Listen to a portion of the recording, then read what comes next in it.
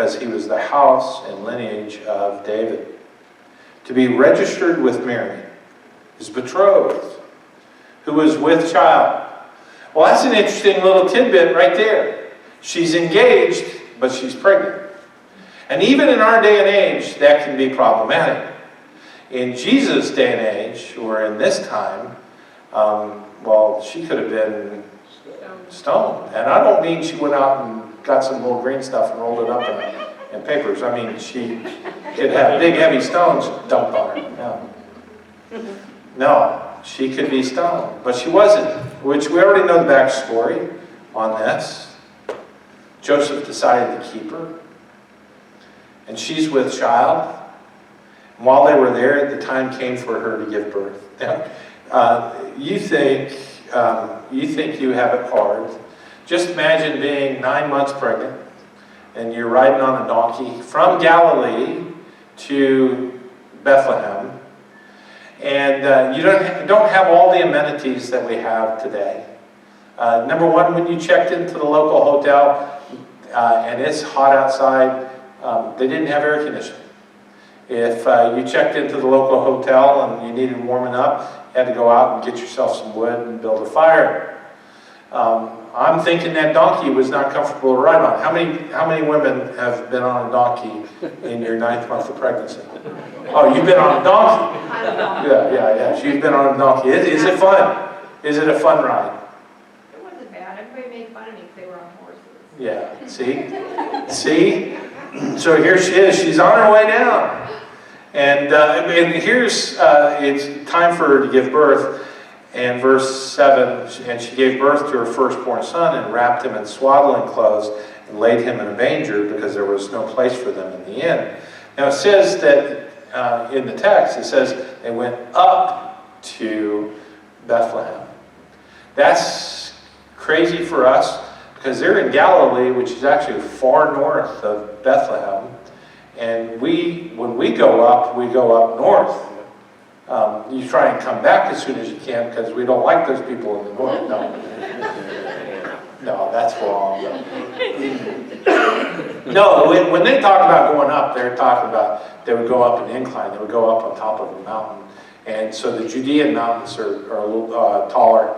And this town of Bethlehem would have been about 5-6 miles away from Jerusalem. So they went up. They went up the incline on the back of a donkey. 9 months pregnant, she finally has this baby, and she lays him in a manger. Now, I just want to dispel a few myths for you. Number one, it's likely it did not look this cute. As a matter of fact, I can almost guarantee you it didn't look this cute. Number one, Joseph and Mary wouldn't have looked so Caucasian. They would have looked a whole lot more Jewish. They would have been a little bit bigger than these people over here. The manger, too, it's so nice, it's so cute, and we probably got that from a Christmas card. But the truth is, and in years past, I've shown you what a manger likely looked like. It was likely made out of stone. It would have been chiseled out of a piece of stone, and it would have been there. We also have this idea that it's inside of a stable. This could have been a house. It could have been the stable at the inn. The way houses were constructed in those days was the critters, the animals, were brought inside at night. And it's in the center of the house, in the middle of the house. And then rooms would have been off to the side, and families would have slept up the stairs. And there's no room in the inn, so this could have been a house, could have been the inn. But it's with the animals, and there's probably a stone trough that they just would have laid him in. Is the story kind of changing a little bit for you? Yeah. And in the same region, there were shepherds out in the field keeping watch over their flock by night. Then again, let's dispel a few rumors.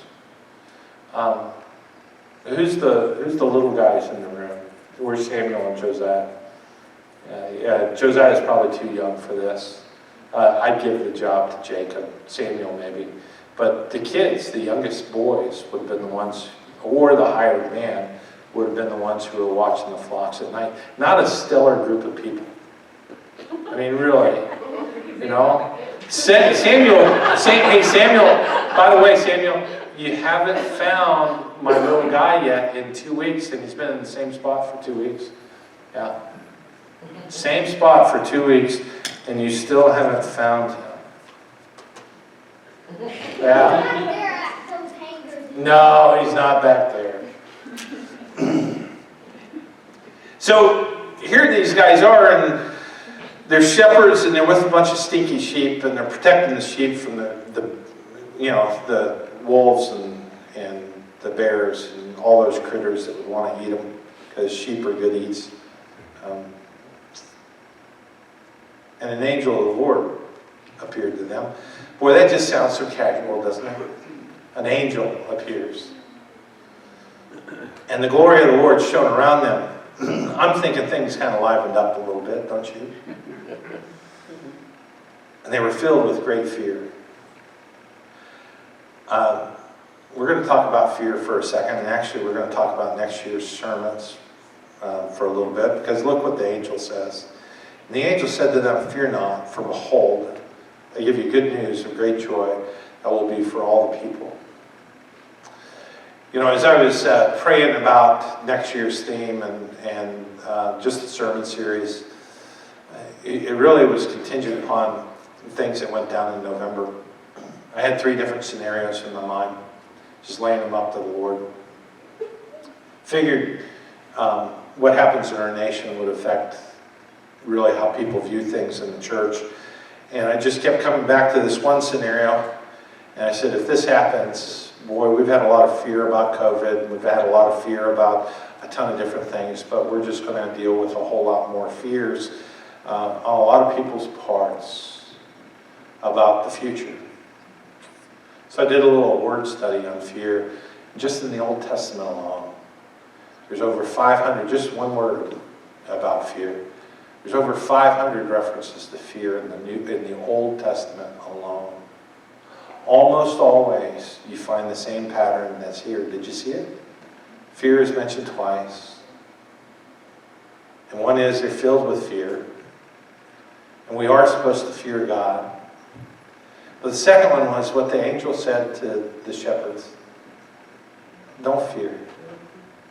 So the theme next year is very much with that. We need to keep things in perspective. We need to fear God, don't we?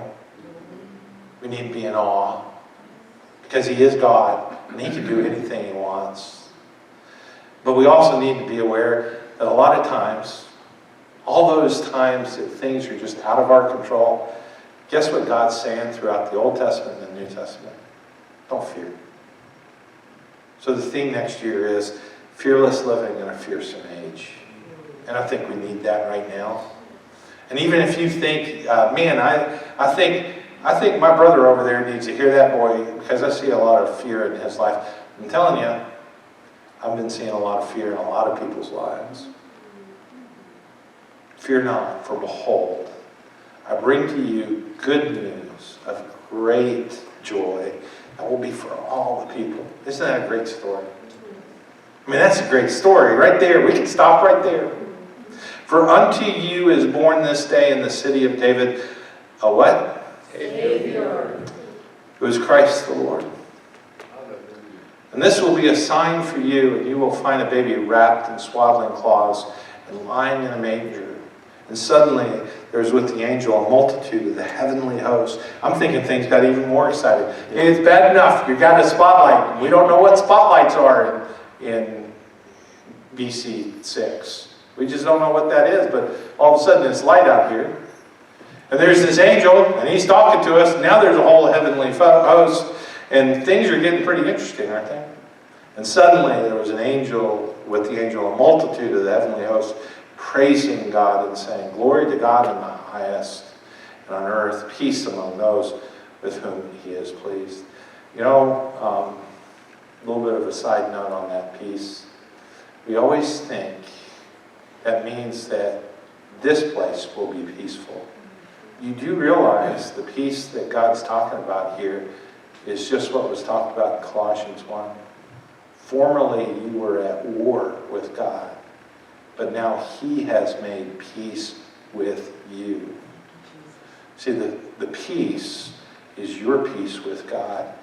I don't know about you, I'd rather be in a fight with a human being than a fight with God. When the angels went away from them into heaven, the shepherds said to one another, "Hey, let's go over to Bethlehem and see this thing that has happened, which the Lord has made known to us." Hey, we got filled in. We got an early press release. We got the first edition. Let's go, guys! And can you imagine a bunch of, let's say they're 12, 13-year-olds, actually. Can you imagine a bunch of 12, 13-year-olds getting together and saying, "Hey, let's go"? I can. If you hang around 12, 13-year-old boys, they're more likely to get into trouble than anything. And they went with haste and found Mary and Joseph and the baby lying in a manger. When they saw it, they made known the saying that had been told them concerning this child. And all who heard it wondered at what the shepherds told them. But Mary treasured up all these things, pondering them in her heart. And the shepherds returned, glorifying and praising God for all they had heard and seen as it had been told them. And at the end of the 8 days, when he was circumcised, he was called Jesus, the name given by the angel before he was conceived in the womb. Nice story, isn't it? I mean, really nice story. You do realize, don't you, that the Bible talks about the birth far less than it does the cross. You do realize that there's 2 books. You have Luke and Matthew that talk about the birth. Basically 2 chapters that talk about the birth. But over half of the Gospels talk just about the final week of his life. And half of that is about the cross. I think that's kind of interesting, don't you?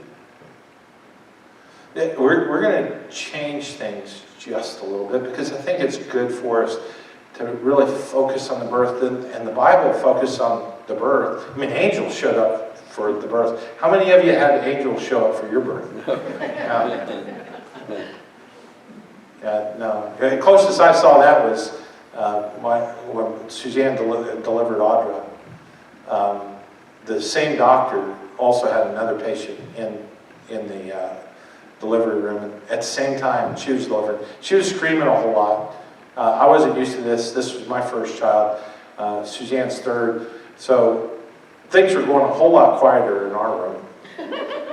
And they were connected by a little hallway. The doctors running back and forth like this, hands up. We had 2 black nurses. She had 2 white nurses. And I'm just hearing things over there. You touch me again. No, those sort of things. You've heard this. And we're kind of quiet over on our side. And the nurses have a bet between them. And the bet is who's going to deliver first. And all I'm saying is the doctor had a baseball mitt, and that's how Audra came out. It was pretty quick. So our nurses won the bet. No. Yeah, they're angels. I think nurses are angels, but not like this. If you're like me, you're framed not only by church, but you're also framed quite a bit by,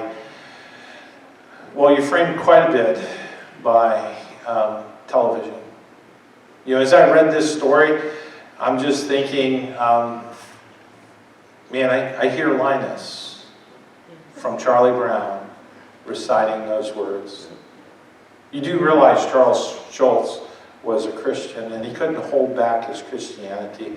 And when he wrote Charlie Brown, and he put the Bible in his writings, and he just talked about Jesus. So let's talk about Jesus, but let's talk about really what the angels talked about. They were happy he was born, but they were talking about the work he was going to do. And that work was going to be on that cross. So we're going to look at 2 little verses here as we get the communion. If the guys will get up and go ahead and start to pass out the communion. Because I think this is the most important thing ever.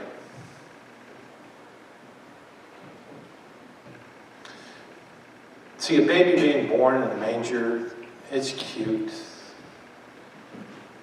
Man, it's a nice little story, and there's a lot of people who, they kind of pass over that. But that baby growing up to be a man who gives his life for humanity, and that man happens to be the Son of God, that's a really, really big story. And these two verses that we're going to read, I think they really tell the whole story about this cup. As we take and we look at this bread and we drink this cup, and I can't help but think,